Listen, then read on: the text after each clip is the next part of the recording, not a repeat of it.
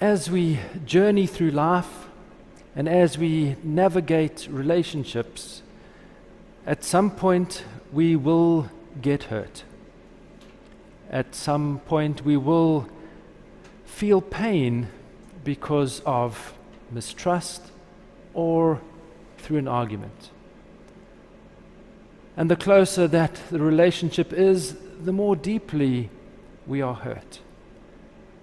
In a relationship such as a marriage, there are many things that we can argue about.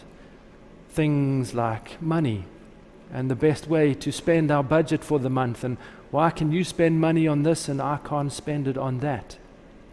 Or disagreements perhaps around children, their education, or how to best discipline. There are many reasons in a marriage why we can have conflict and disagreement and cause pain and hurt to each other. But we can also have problems between parents and children. Children with their parents feeling like, well, mom or dad, I'm old enough to care for myself. I'm old enough to make my own decisions. Stop treating me like a child. And so we have conflicts between parents and children. We have conflicts with our friends sometimes. We have different opinions, different way of living life. We have conflicts in the workplace. All over in our lives, we have multiple relationships, and we're bound to run into trouble and have disagreements, have arguments, have moments where trust breaks down. And it leaves us with anger, it leaves us in pain, it leaves us with a bitterness and a resentment against that person. And we find it quite easy to hold on to that anger and hold on to that bitterness and resentment and take that with us as we move forward in life. And today we're looking at that anger and that resentment that we carry with us as baggage. The baggage that we carry with us from past hurts and past pain. And today we're asking, well, shouldn't we be leaving that behind?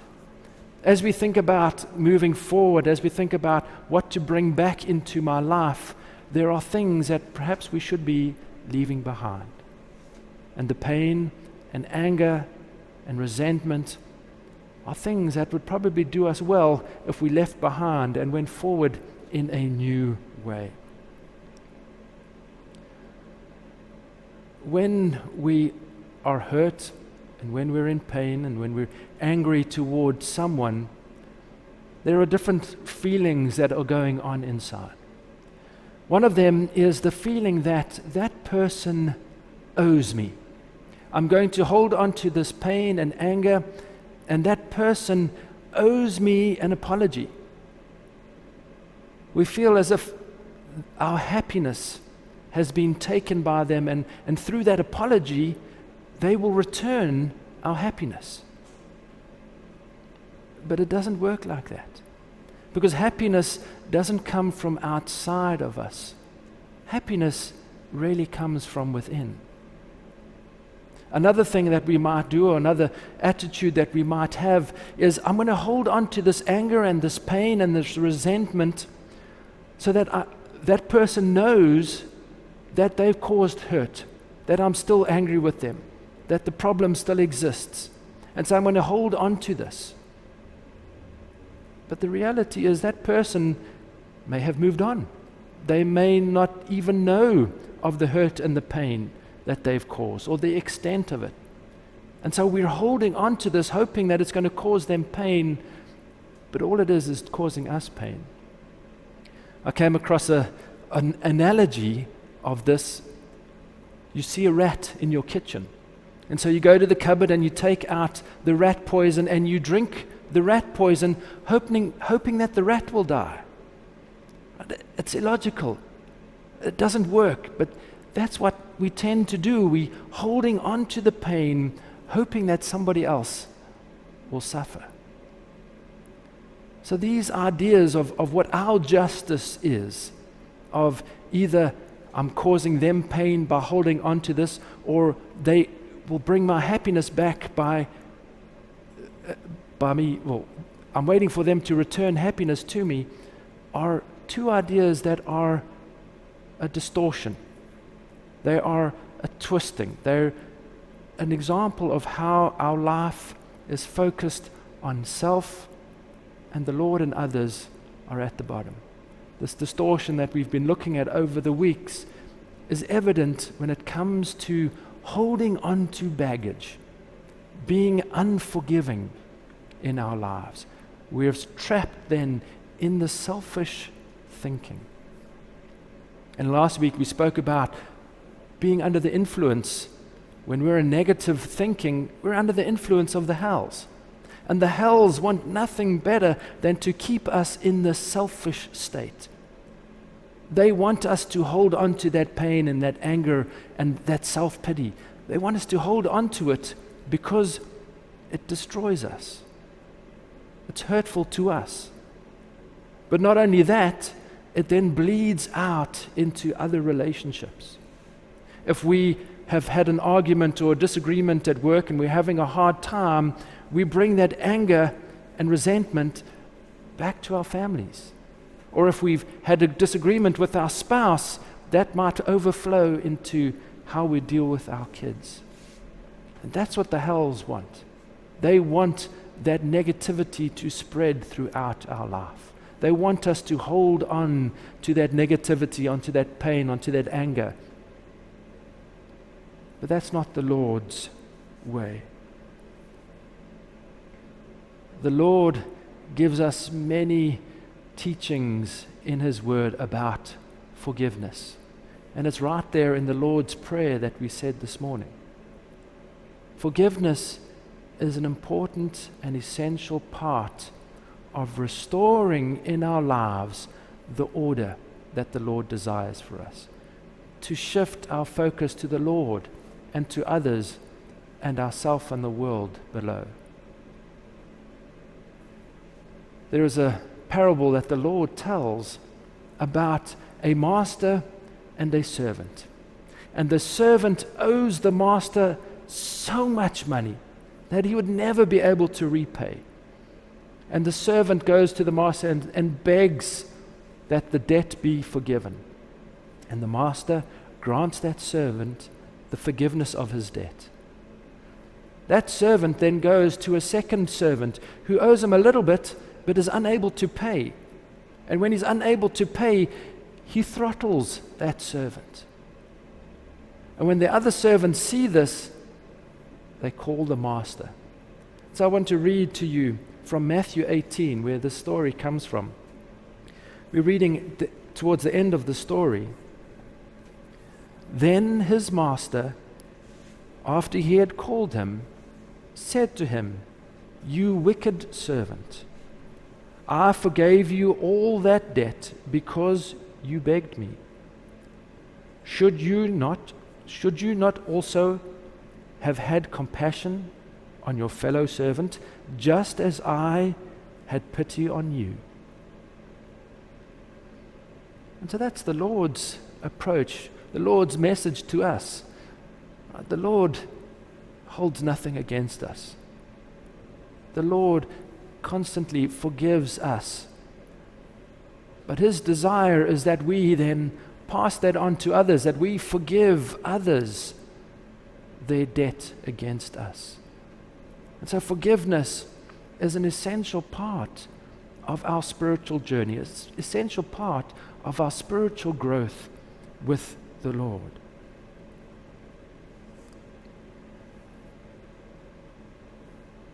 I want to pause for a moment and talk about what forgiveness is not. There are some myths around forgiveness, some misunderstandings about forgiveness, and I just want to be clear about what forgiveness is not. And there's quite a couple around. The idea that time heals all things, that's a myth. The idea that forgiveness is about excusing the harm that was done. or the bad habits that somebody is in. That's not what forgiveness is about. It's not about excusing bad behavior. Forgiveness doesn't solve a problem. Forgiveness doesn't just make something disappear. That issue still exists and needs to be dealt with. And forgiveness doesn't happen in an instant. Forgiveness is a lifelong choice. Forgiveness is something that we practice every single day, every single moment. Forgiveness is a choice that we make over and over. Think about it. If we are in a relationship with somebody and they have hurt us, it could be our spouse, and we will see them every day, multiple times a day. And so multiple times a day, whenever we see them, chances are there will be a welling up within us of anger and resentment just at the sight of them. And so forgiveness is every moment that happens during the course of a day, and over multiple days and weeks and months. So it is a process that we work through as we move forward in life. So what is forgiveness? What is forgiveness? Forgiveness is a letting go.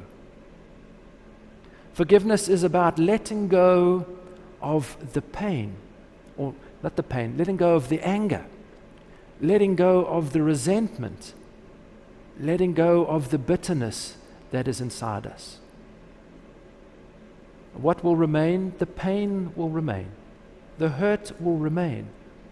But forgiveness is the process of healing that pain, healing that hurt. But in order to heal that, we need to be able to let go of the anger, of the negative feelings that we have. I want to read to you from the word from the book of Matthew, chapter 7. Here the Lord gives us the starting point. If we're going to try and rebuild a relationship after hurt and pain, this is where we start. And you probably recognize this as the golden rule. Everything, whatever you wish people to do to you, do you also to them. This is the law and the prophets. We know this rule. We learn this from childhood. Do unto others as you want them to do to you. And this is the foundation upon which we start to rebuild a relationship, is going back to the very basics, the very externals of any relationship. If we're going to build a relationship, we need to be able to treat each other with respect, treat each other fairly. We might be familiar with fake it until you make it. And that's what this is about. We might not love a person, we might not have good thoughts always towards this other person, but we can start off on the very external of life, just treating them with respect, treating them like you would a friend, faking it until you're making it. It's a foundation upon which then some more internal and important work can progress.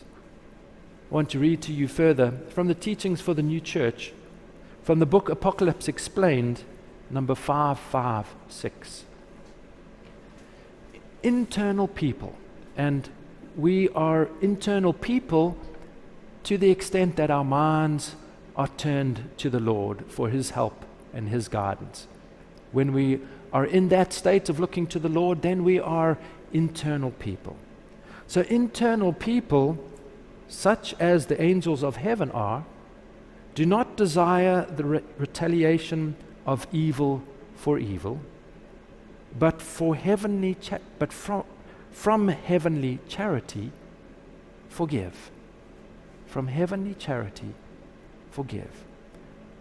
So angels don't want to get even. They don't want to do harm. They want to forgive. So how do we work then towards that inner forgiveness? We put the externals in place, treating other people fairly, with respect, but then work within us to heal. And that requires heavenly charity. So how do angels deal with things? The first thing we need to know about angels dealing with people, with other spirits, is they look past any evil. They look past any negativity and try and find the good within another person. We can think of it as wearing tinted glasses. Right? If we are wearing rose-colored glasses, then everything we see is tinted with pink. In our lives, if we are carrying around with us the anger and the resentment and the frustration of having pain in a relationship, then everything that we are receiving from that person in particular is then tainted by this anger and this negativity. And so when we look at that person, all we can see is the hurtful things. All we can see is that they're trying to get back at me, or they're trying to hurt me more, or everything they do is negative. Because we still have that hurt, that pain, that anger, that frustration, that resentment right in front of us. And so we've got to be like the angels and move that to the side so that we can start looking at the person for who they really are. Trying to look past the hurt and the pain to see their loving side, to see that they care, to see that they love, to see that they too are hurting, that they too are struggling with life. Learning to understand where they are at. And when we start doing that, we can start building a better relationship with them. And then we can start acting with charity.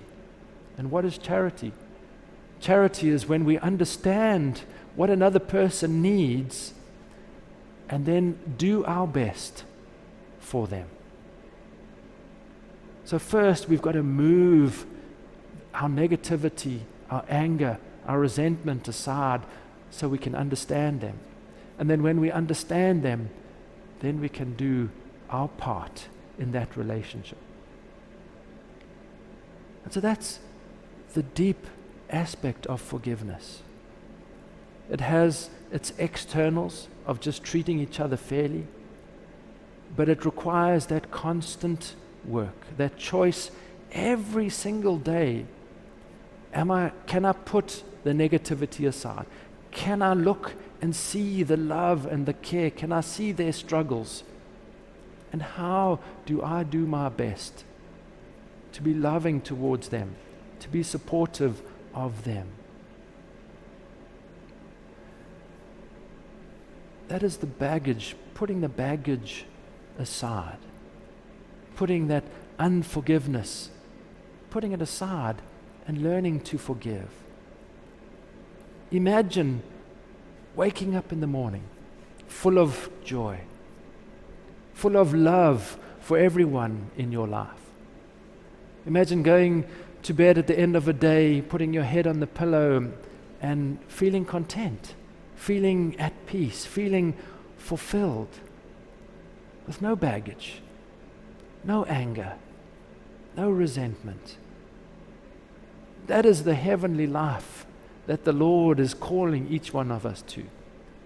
It's not an easy road, but it's the path that the Lord calls us to.